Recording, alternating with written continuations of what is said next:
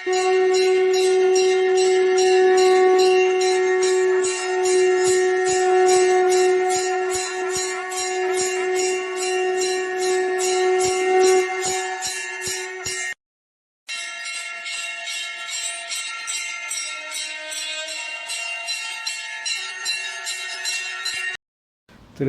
திருவே துணை, குருவாழ்க குருவே துணை, முருகாசரணம். அன்பர்கள் அனைவருக்கும் ஸ்ரீ விசாக ஜோதிடத்திலிருந்து சிவகுருநாதனின் அன்பான இனிய காலை வணக்கங்கள். இந்த பதிவில் நாம் சித்திரை மாதத்திற்கான 12 ராசிகளுக்கும் தனித்தனியாக பலன்களை பார்க்க இருக்கிறோம். சித்திரை மாதத்தில் உள்ள கிரக நிலைகளை வைத்து நாம் பலன்களை பதிவிட இருக்கிறோம். அதற்கு முன் சித்திரை மாதத்தில் உள்ள விசேஷ நாட்களை பற்றி பார்க்கலாம். சித்திரை 1 தமிழ் வருடப்பிறப்பு, சைத்திர விஷு என்பார்கள். இன்று வீட்டில் புது பஞ்சாங்கம், கனி வகைகள், கண்ணாடி வைத்து பூஜை செய்தால் வருடம் முழுவதும் வாழ்க்கை வசந்தமாகும். சித்திரை 8 ஏப்ரல் மாதம் 18ஆம் தேதி வராக ஜெயந்தி. இன்று ஸ்ரீமுஷ்டமல திரிபடந்தை வராகர் படம் வைத்து பூஜை செய்யவும் நிலம் பற்றிய பிரச்சனைகள் தீரும்.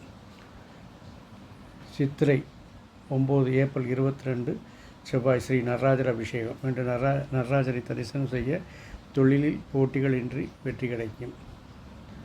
சித்திரை 12 ஏப்ரல் 25 வெள்ளிக்கிழமை மத்தியஸ்த ஜெயந்தி. இன்று பெருமாள் கோயிலுக்கு சென்று துளசி மாலை அணிவித்து வழிபட்டால் நல்லது.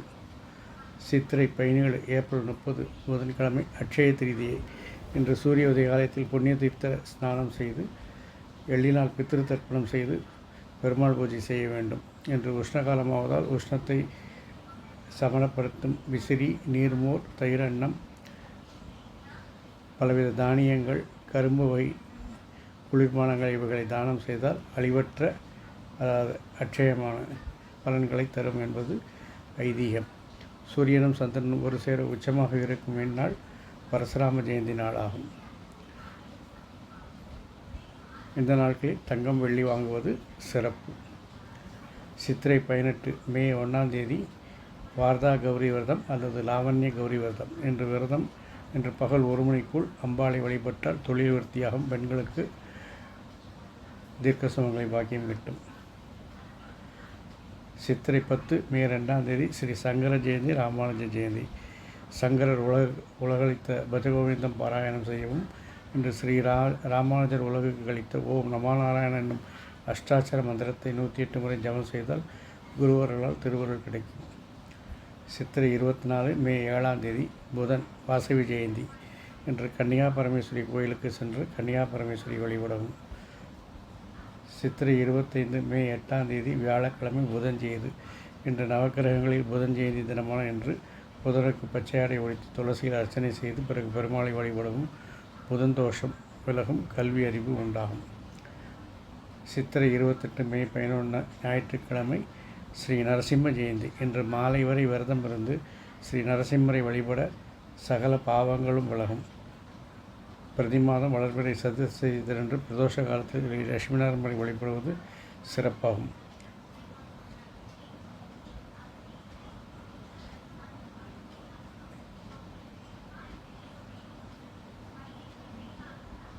சித்திரை 29 மே 12 சித்ரா பௌர்ணமி. இன்று சத்யநாராயண பூஜை செய்தால் பெண்களுக்கு நினைத்த காரியங்கள் கைகூடும். அர்த்தநாரீஸ்வரர் விரதம் இருப்பது, அர்த்தநாரீஸ்வரை வழிபடுவது தம்பதிக்குள் நல்ல அந்யோன்யம் உண்டாகும், திருமண தடைகளை நீக்கும்.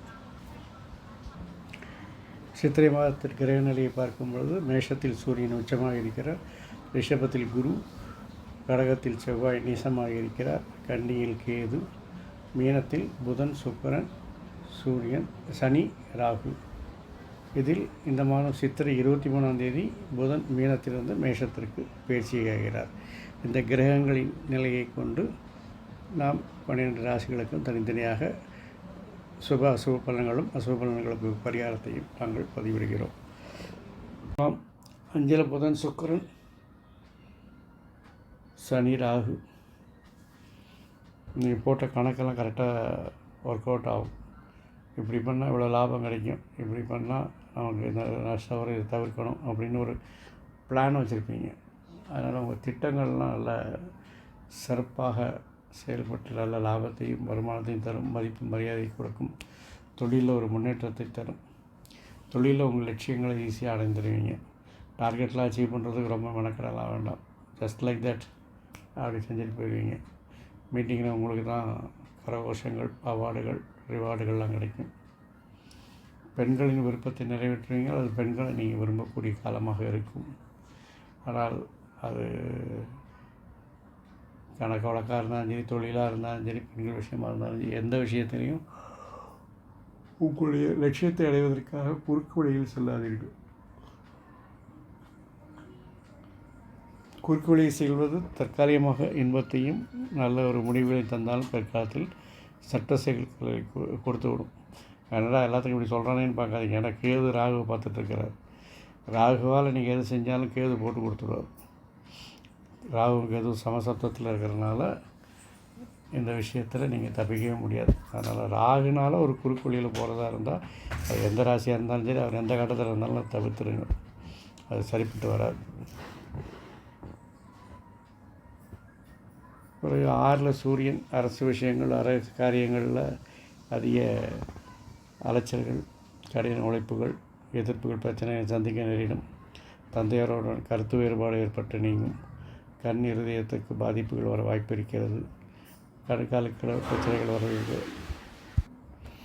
இருதயம், கண்கால் கீழ் உள்ள பாகங்களில் நோய்கள் அடிபடுவதற்கு வாய்ப்பு இருக்கிறது. கவனமாக இருக்கவும். சிறு விஷயங்களை அலட்சியப்படுத்த வேண்டாம். சம்பந்தப்பட்ட சிறந்த மருத்துவர்களை சந்தித்து உரிய மருத்துவத்தை எடுக்கவும். சுய மருத்துவத்தை தவிர்க்கவும். 7ல் குரு இருக்கிறதுனா அவர் 2ஆம் அதிபதியும் 5ஆம் அதிபதியான 7 குருவில் இருக்கிறார். குடும்பத்தில் சுப நிகழ்ச்சிகள் நடக்கும். குரு பலம் இருப்பதால் குடும்பத்தில் எல்லோரும் ஒருத்தருக்கு ஒருத்தர் அனுசரணையாக இருப்பீங்க. குழந்தைகளுடைய வளர்ச்சி நன்றாக இருக்கும். குருவும் சுக்கிரனும் 5 பரிவர்த்தனை இருக்கிறதுனால இந்த காலகட்டத்தில் பருவ வயதில் இருக்க வாலிபர்களுக்கு, மனிதர்களுக்கு காது துளிர்ப்பதற்கான காலம் இருக்கிறது. இருந்தாலும் மே 18 வரைக்கும் பொறுத்திருந்து பார்த்துட்டு செய்யுங்க. ஏன்னா ராகு கூடவே இருக்கார். சில சமயங்களில் பிரச்சனைகளை உருவாக்குவதற்கு வாய்ப்பு இருக்கிறது. சனியும் கூட இருக்கிறார். அதனால் மான அவமானங்களை சந்திக்க நேரிடலாம். மற்றபடி வருமானங்கள் நல்லா இருக்கும். லாபங்கள் அதிகரிக்கும். பொருளாதார வளர்ச்சி உண்டாகும். 9ல் செவ்வாய். அதிர்ஷ்ட குறைவு உண்டாகும். வீடு மனை வாகனங்களால் எதிர்பார்த்த லாபங்கள் குறையும். சகோதரோட கருத்து வேறுபாடுகள் ஏற்பட்டு நீங்கும். 11ல் கேது இருக்கிறதுனால ஏற்கனவே நம்ம பேசுகிற மாதிரி தான். லாபத்தில் சரிவு உண்டாகும். வருமானத்தில் சரிவு உண்டாகும். எதிர்பார்த்த அளவு பணம் இருக்காது. உழைப்புகள் அதிகமாக இருக்கும். ஆனால் அதற்கேற்ற வருமானங்கள் இருக்காது. குடும்பத்தை பொறுத்தவரையில் பொருளாதார வளர்ச்சி நன்றாக இருக்கும். குழந்தைகள் வளர்ச்சி திருப்தியை தரும். உறவினர்களால் நல்ல விஷயங்கள், சுபகாரியங்கள் நடக்குவதற்கான வாய்ப்பு இருக்கிறது. தந்தையுடைய ஆரோக்கியத்தில் கவனம் தேவை. தாயின் ஆரோக்கியத்திலும் கவனம் தேவை. சகோதரனும் கருத்து வேறுபாடு ஏற்பட்டு நிற்கும். குழந்தைகளின் வளர்ச்சி மகிழ்ச்சியை தரும். மாணவர்களை பொறுத்தவரையில் பள்ளி மாணவர்கள் விரும்பிய பாடங்கள் எளிதாக மனதிலாகி அதுவே தேர்வுக்கு வருவதால் மகிழ்ச்சி அடைவார்கள். உயர்கல்வி மாணவர்களை பொறுத்தவரையில் தெளிவாக திட்டமிட்டு படித்து அதிக மதிப்பெண்களை பெறுவார்கள். பெண்களை பொறுத்தவரையில் விரும்பிய காரியத்திற்காக அதிக செலவுகள் செய்து அவர்கள் விருப்பத்தை நிறைவேற்றிக் கொள்வார்கள். கணவர் ஆதரவாகவும் ஆதாயமாக இருப்பார். பொருளாதார வளர்ச்சி, வருமானங்கள் அதிகரிக்கும். குழந்தைகள் வளர்ச்சி மகிழ்ச்சியை தரும். காக்க காக்க கனவியல் காக்க, பார்க்க பார்க்க பாவம் படிபட எனும் இந்த மந்திரத்தை 6 முறை சொல்லி இந்த மாதத்தை எந்த காரியத்தை தொடங்கினாலும் காரிய சித்தி வரும். மேலும் என் அப்பன் சந்திரமுருகன் உங்களுக்கு ஆயுள், ஆரோக்கியம், அமைதி, சந்தோஷம், ஐஸ்வர்யம் எல்லாரிலையும் உங்களுக்கு பெற்று தருவாராக. மேலும் பொருளாதார வளர்ச்சிக்கு ஆறுமுகம் அருளிடும் அனுதினமும் வேறுமுகம் என்ற மந்திரத்தை 6 முறை குறைந்தபட்சம் சொல்லுங்கள், அல்லது அதிகபட்சம் எத்தனை முறை வேண்டாலும் சொல்லுங்கள். நீங்கள் நினைத்த காரியங்கள் செயல்பட்டு அதிக பொருளாதார வளர்ச்சியும் பெறுவீர்கள் என்பதில் எந்தவித ஐயமும் இல்லை. வாழ்க வளமுடன், வளர்க சுகமுடன். அறம் செய்வோம், கர்மத்தின் வலி உரைப்போம். முருகாசரணம், கந்தாசரணம். எங்கும் மங்களம் உண்டாகட்டும். இங்கனம் உங்களின் ஸ்ரீ விசாக ஜோதிட சிவகுருநாதன். நன்றி, வணக்கம்.